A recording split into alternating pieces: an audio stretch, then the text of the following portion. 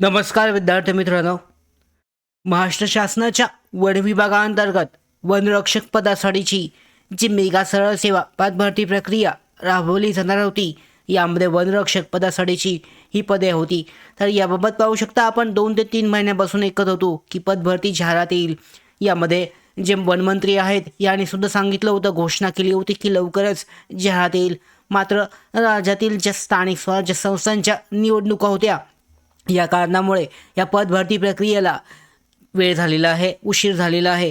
तरीसुद्धा एक अत्यंत महत्त्वाची अपडेट आत्ता ही आलेली आहे. या अंतर्गत हिवाळी अधिवेशन जे सुरू आहे, या हिवाळी अधिवेशनाअंतर्गत राज्यातील वनरक्षक आणि वनसेवकाची रिक्त पदे तातडीने भरण्याबाबत यामध्ये प्रश्न विचारण्यात आला होता. 13704 पाहू शकता. शंकर जगताप चिंचवड सन्माननीय वनमंत्री पुढील गोष्टींचा खुलासा करतील. काय प्रश्न आहेत?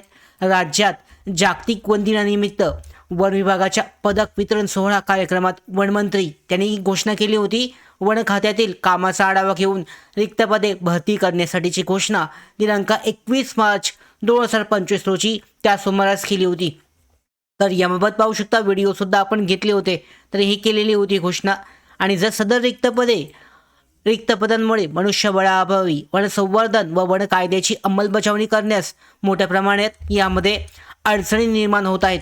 तर हे सुद्धा खरं आहे काय? प्रश्न विचारण्यात आले आहेत. त्याचबरोबर असल्यास खात्यातील रिक्त पदांच्या भरतीच्या अनुषंगाने राज्यातील लाखो विद्यार्थ्यांनी नोकर भरतीची तयारी सुरू केली होती. ते सुद्धा पाहू शकता. बहुतांश वेळा आपण व्हिडिओ शेअर केले होते की लवकरच पदभरती जाहिरात येईल, घोषणासुद्धा झाली होती आणि पदभरतीसाठीची तयारीसुद्धा लाखो उमेदवारांनी केली होती. राज्यात 14,000हून अधिक वन विभागाअंतर्गत वनसेवकांची 13,000 व वनरक्षकांची सुमारे 1,600 रिक्त पदे भरण्याबाबत वन विभागामार्फत अधिकृत अधिसूचना जाहिरात जी आहे, परीक्षा व आराखडा तयार करण्याबाबत शासन विचाराधीन आहे काय? आणि त्याचबरोबर या प्रकरणी शासनाने चौकशी करून राज्यातील वनरक्षक व वनसेवकांची रिक्त पदे तातडीने भरण्याबाबत कोणती कारवाई केली व करण्यात येत आहे, आणि नसल्यास विलंबाची कारणं काय आहेत?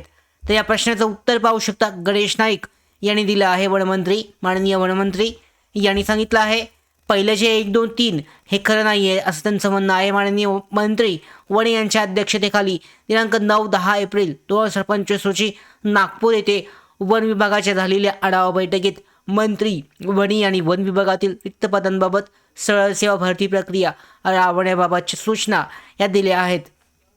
वन विभागाच्या सद्यस्थितीत वनसेवकांची पदे निर्माण झालेली नाही आहेत.